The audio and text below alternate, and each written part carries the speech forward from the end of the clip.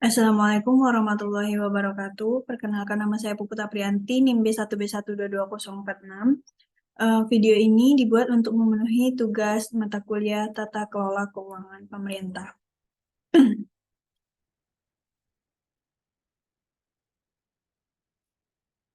Materi ini berjudul tentang pengeluaran pemerintah. Latar belakang pengeluaran pemerintah adalah bagian dari kebijakan fiskal, yaitu suatu tindakan pemerintah untuk mengatur jalannya perekonomian dengan cara menentukan besarnya penerimaan dan pengeluaran pemerintah setiap tahunnya, yang tercermin dalam dokumen anggaran pendapatan belanja negara untuk nasional dan anggaran pendapatan belanja daerah APBN untuk daerah atau regional. Tujuan dari kebijakan fiskal ini adalah dalam rangka menstabilkan harga, tingkat output, maupun kesempatan kerja dalam memacu atau mendorong pertumbuhan ekonomi. Yang pertama yaitu ada kegiatan dan pengeluaran pemerintah selalu meningkat.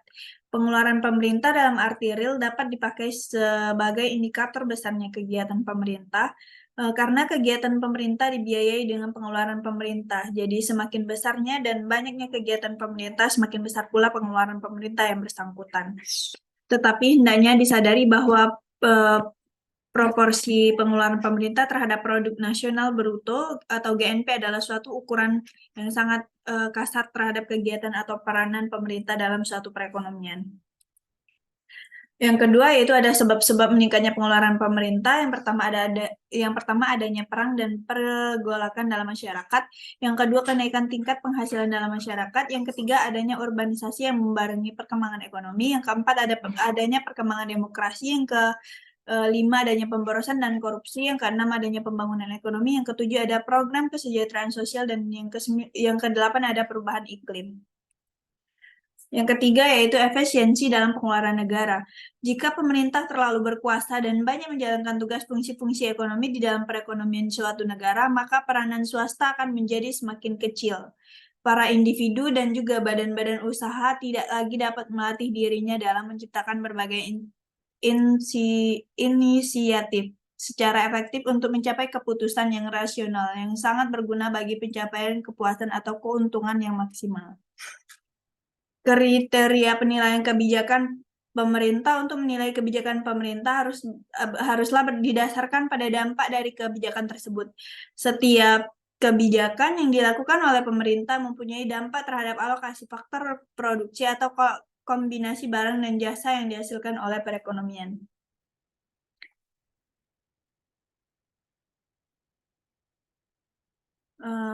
Ada beberapa kriteria. Yang pertama kriteria keadilan. Keadilan berarti bahwa kebijakan pemerintah haruslah mempunyai akibat yang tidak berat sebelah. Kriteria ini digunakan secara luas untuk menilai kebijakan pemerintah, misalnya kebijakan perpajakan. Harus diartikan bahwa bagi yang kurang mampu akan mendapatkan subsidi, sebaliknya golongan kaya atau golongan membayar pajak. Yang kedua yaitu ada kriteria efisiensi ekonomi.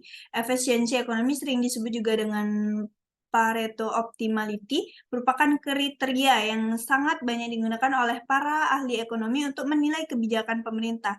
Kriteria ini tidak banyak digunakan oleh pemerintah ahli yang bukan ekonom, karena adanya kesalahpahaman tentang konsep efisiensi yang digunakan oleh para ekonom yang berorientasi pada keberadaan seperti misalnya meminimkan biaya, memaksimumkan manfaat atau keuntungan, dan sebagainya.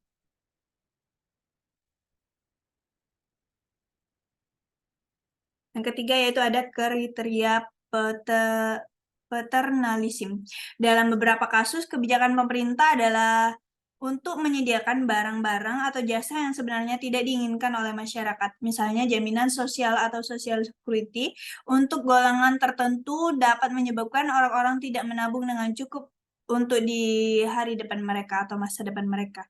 Kebijakan seperti ini dapat dilukiskan sebagai kebijakan paternalistik.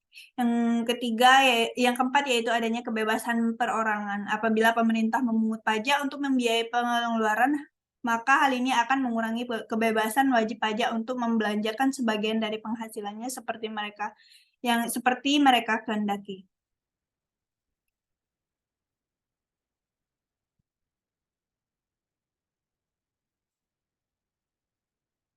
Yang keempat yaitu ada pedoman bagi kebijakan pemerintah.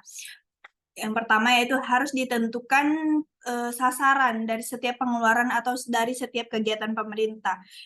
Misalnya, apakah kita ingin meningkatkan kesempatan kerja atau produksi total atau produksi rata-rata ataupun distribusi penghasilan yang lebih merata.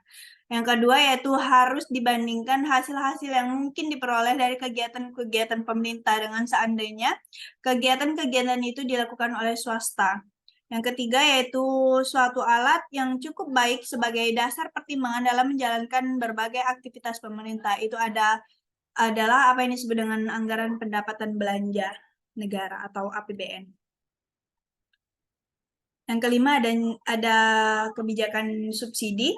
Salah satu bentuk pengeluaran pemerintah merupakan transfer atau subsidi yang sering pula diartikan sebagai pajak yang negatif. Sehingga subsidi pemerintah akan menambah penghasilan mereka yang akan menerima subsidi sehingga mereka mengalami peningkatan penghasilan real. Beberapa subsidi adalah subsidi BBM, subsidi pupuk untuk petani, dan subsidi perumahan. Yang pertama yaitu subsidi penurunan harga dan subsidi pemberian dana. Pemerintah dapat memberikan subsidi dalam bentuk penurunan harga barang atau dalam bentuk yang sebagai tambahan penghasilan kepada konsumen. Untuk bentuk subsidi yang pertama, dalam mengkonsumsi suatu barang, konsumen harus diwajibkan membayar kurang dari harga barang yang sebenarnya dan selisihnya akan ditanggung oleh pemerintah agar jangan sampai merugikan produsen barang tersebut. Yang kedua yaitu dampak subsidi barang dengan jumlah tertentu. Subsidi jenis ini juga sering disebut dengan subsidi in nature atau in the king subsidi, yaitu subsidi yang dikaitkan dengan jenis barang tertentu. Subsidi atau bantuan barang dengan jumlah tertentu dapat berakibat sebagai berikut.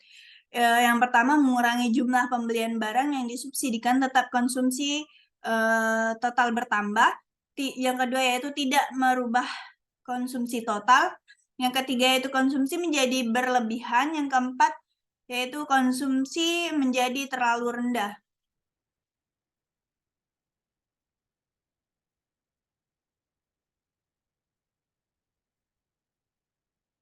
Materi yang keenam yaitu klarifikasi pengeluaran pemerintah.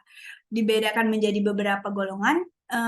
Yang pertama yaitu pengeluaran yang merupakan investasi yang menambah kekuatan dan ketahanan ekonomi di masa yang akan datang.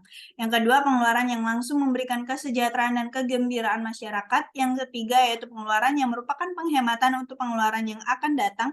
Yang keempat yaitu pengeluaran yang menyediakan kesempatan kerja lebih banyak dan penyebaran tenaga beli yang lebih luas.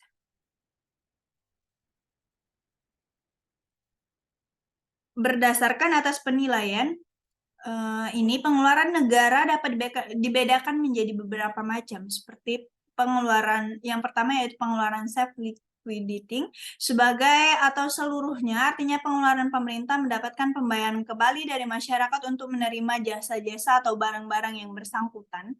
Yang kedua, pengeluaran yang reproduktif, artinya pengeluaran yang mewujudkan keuntungan ekonomis bagi masyarakat dengan naiknya tingkat penghasilan dan sasaran pajak yang lain, yang pada akhirnya akan menaikkan penerimaan negara. Yang ketiga yaitu pengeluaran yang tidak self-liquidating maupun yang tidak reproduktif, yaitu pengeluaran yang langsung menambah kegembiraan dan kesejahteraan masyarakat, misalnya pengeluaran untuk bidang-bidang rekreasi, pendirian monumen, objek-objek tourisme, dan sebagainya. Yang keempat yaitu pengeluaran secara langsung produktif dan merupakan pemborosan, misalnya untuk pembiayaan pertahanan atau perang, meskipun pada saat pengeluaran terjadi penghasilan yang perorangan yang penerimaannya akan naik. Yang kelima yaitu pengeluaran yang merupakan penghematan di masa yang akan datang, misalnya pengeluaran untuk anak-anak yatim piatu. Kesimpulan dari materi tersebut adalah pengeluaran pemerintah itu selalu meningkat dari tahun ke tahun, baik dalam arti uang maupun dalam arti real ataupun secara absolut. Mereka relatif dalam perbandingannya dengan penghasilan nasional atau GNP. yang disebabkan oleh adanya perkembangan sosial maupun perkembangan kegiatan perekonomian. Sebenarnya sejak tahun 2001,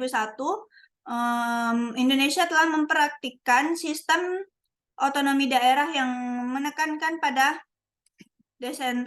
desentralisasi sistem politik dan sistem keuangan negara, di mana pemerintah pusat memberikan keleluasaan seluas-luasnya bagi pemerintah daerah untuk meningkatkan penghasilan daerahnya masing-masing demi meringankan beban keuangan negara pada pemerintah pusat. Sekian materi dari saya. Kurang dan lebihnya saya mohon maaf. Wassalamualaikum warahmatullahi wabarakatuh.